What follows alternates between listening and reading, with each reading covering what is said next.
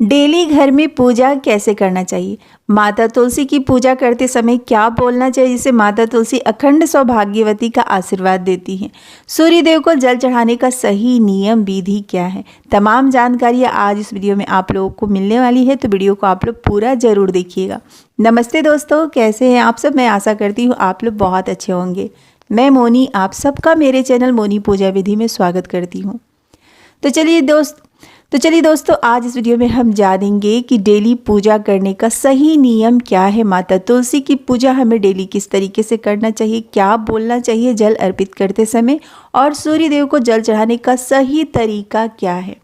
एक एक करके हम सारी बातें इसमें जानेंगे, तो आप लोग वीडियो को पूरा ज़रूर देखिएगा। और वीडियो थोड़ी सी भी अच्छी लगती है तो एक लाइक आप लोग ज़रूर कर लीजिएगा। चैनल पे पहली बार आए हैं तो प्लीज़ सब्सक्राइब ज़रूर कर लीजिएगा। तो देखिए दोस्तों, सबसे पहले तो हमें क्या करना है, अपने पूजा मंदिर की साफ़ सफाई अच्छे से कर लेना है। डेली आपको ये काम करना है।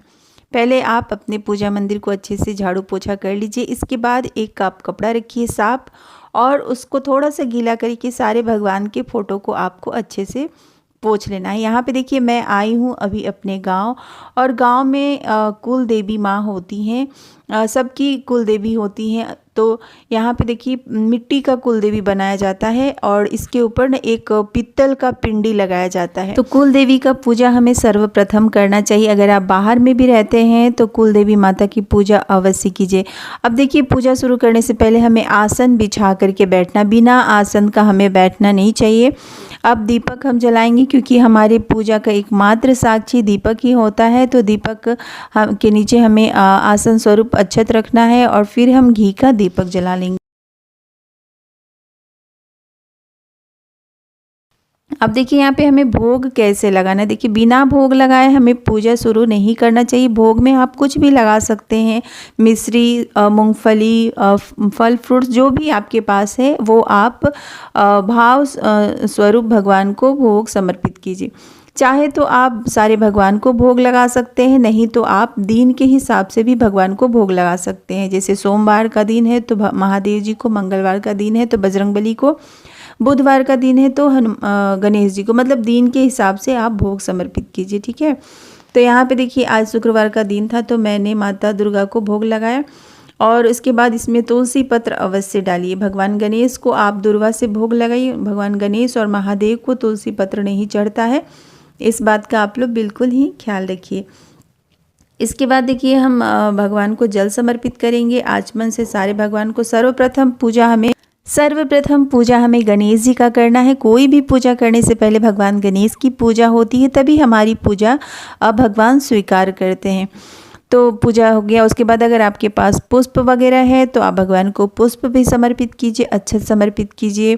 माता रानी को आप सिंदूर समर्पित कीजिए। माता पार्वती को जब आप सिंदूर चढ़ाते हैं तो एक मंत्र है, ओम ह्रीम गौड़िये नमः, ओम ह्रीम गौड़िये नमः। इस मंत्र का आपको 5 बार जाप करते हुए सिंदूर माता को समर्पित करना है, और फिर वही सिंदूर आप अपने मांग में भी लगा लीजिए। जो भगवान हैं, मतलब जो देवता स्वरूप है, उन्हें आप चंदन समर्पित कीजिए।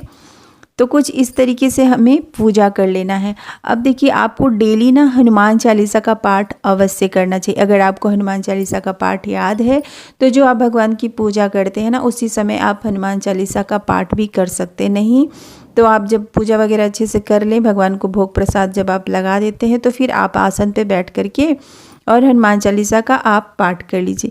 इसके बाद हम आरती करेंगे। सर्वप्रथम गणेश जी की वक्रतुंड महाकाय सूर्यकोटि समप्रभा निर्विघ्नं कुरु मे देव सर्वकार्येषु सर्वदा, इस मंत्र का हम जाप करेंगे। इसके बाद चाहे तो आप मंत्रोच्चारण कर सकते हैं, नहीं तो डेली आप भगवान विष्णु का ओम जय जगदीश हरे, इस आरती का आप डेली, मतलब ये आरती भी आप कर सकते हैं। कहा जाता है जिस घर में नित्य रूप से ओम जय जगदीश हरे की आरती की जाती है, उस घर से सारे कष्ट, सारे दुख दूर होते हैं, और भगवान विष्णु की कृपा सदैव बनी रहती है।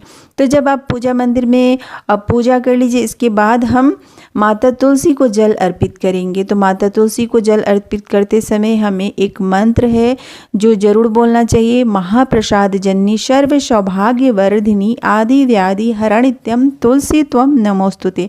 इस मंत्र का डेली अगर आप जाप करके जल अर्पित करते हैं तो माता तुलसी अखंड सौभाग्यवती का आशीर्वाद देती हैं। फिर माता को हम 5 बार सिंदूर लगाएंगे, फिर अपने मांग में भी वो सिंदूर लगाएंगे, जो मतलब फिंगर में सिंदूर बच जाता है। इसके बाद अगर आपके तुलसी के आसपास जगह है तो आप 5 बार घूम करके परिक्रमा कर लीजिए, नहीं तो आप जहाँ पे खड़े हैं वहीं पे आप 5 बार ओम कृष्णाय वासुदेवाय हरे परमात्मने प्रणतः क्लेशनाशाय गोविंदाय नमो नमः, इस मंत्र का जाप करते हुए आप 5 बार परिक्रमा कर लीजिए। इसके बाद हम भगवान सूर्यदेव को जल अर्पित करेंगे। तो सूर्यदेव को जल अर्पित करने के लिए एक आपको तांबे का लोटा लेना है, इसमें अक्षत डालना है, मिश्री डालना है, लाल चंदन डालना है और कुछ पुष्प अगर आपके पास लाल रंग के हैं तो वो आप डाल दीजिए।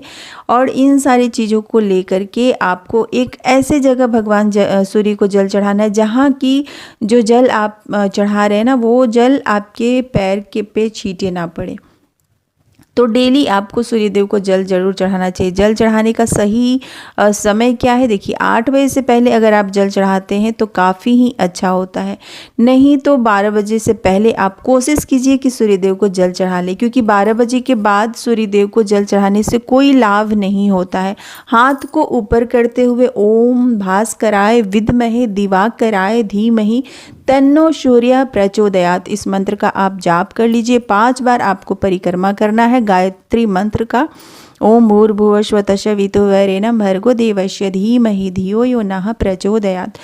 तो जल कुछ इस तरीके से आप चढ़ाइए कि जल किसी के भी पैर में ना लगे और हाथों को ऊपर करते हुए अगर आप 8 बजे सूर्यदेव को जल चढ़ाते हैं ना, तो जो सूर्यदेव की ऊर्जा होती है वो ऊर्जा आपको डायरेक्ट मिलता है। आपके अंदर जितने भी विकार हैं, रोग हैं, कष्ट हैं, वो सारे दूर होते हैं और आपका तेज काफ़ी मतलब बढ़ता है, समाज में आपका मान सम्मान बना रहता है। तो काफ़ी मतलब महत्व होता है सूर्यदेव को जल चढ़ाने का। अगर आप लोग चाहते हैं कि सूर्यदेव के ऊपर एक अलग से वीडियो बनाइए कि सूर्यदेव को जल चढ़ाने का क्या लाभ होता है, किस तरीके से जल चढ़ाना चाहिए, तो आप लोग कमेंट में ज़रूर बताइए, मैं इसके ऊपर आपको नेक्स्ट वीडियो बनाऊंगी। तो जब सब जगह पूजा वगैरह हो जाए ना, तो 5 बार भगवान के प्रसाद का आचमन आपको कर लेना है, यानी कि भोग लगा लेना है।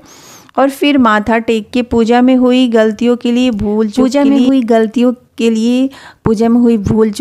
लिए भगवान से माथा टेक के आप लोग क्षमा याचना कर लीजिएगा। फिर ना आसन को अच्छे से हाथ से समेट करके रखना चाहिए, कभी भी पूजा वाले आसन में पैर नहीं लगना चाहिए। और देखिए जब आपका पूजा वगैरह हो जाए तो 1 लोटा जल भर के नियम से आप अपने पूजा मंदिर में रखिए। पूजा का जो लोटा है ना, वो कभी भी पूजा मंदिर में खाली नहीं रखना चाहिए, इस बात का आप लोग बिल्कुल ही ख्याल रखिए। और फिर उस जल का क्या करना है, तो देखिए नेक्स्ट डे जब आप सुबह उठते हैं तो सर्वप्रथम उस जल का छिड़काव आप अपने मुख्य दरवाजे पे कीजिए। जैसे ही आप सुबह सुबह उठते हैं ना, तो अपने घर के जो आपका मुख्य दरवाजा है वहाँ पे उस जल का छिड़काव करना है। तो इस तरीके से हमें डेली अपने घर में पूजा करना चाहिए। उम्मीद करती हूँ कि आप लोगों को समझ में आ गया होगा कि घर में डेली पूजा कैसे किया जाता है, माता तुलसी को जल अर्पित कैसे किया जाता है, तुलसी में जल अर्पित करते समय क्या बोलना चाहिए, सूर्यदेव को जल चढ़ाने का सही नियम विधि क्या है। तो आज के लिए बस इतना ही। वीडियो से जुड़ी कोई सवाल है तो आप लोग ज़रूर पूछिए और लाइक और सब्सक्राइब ज़रूर कीजिए।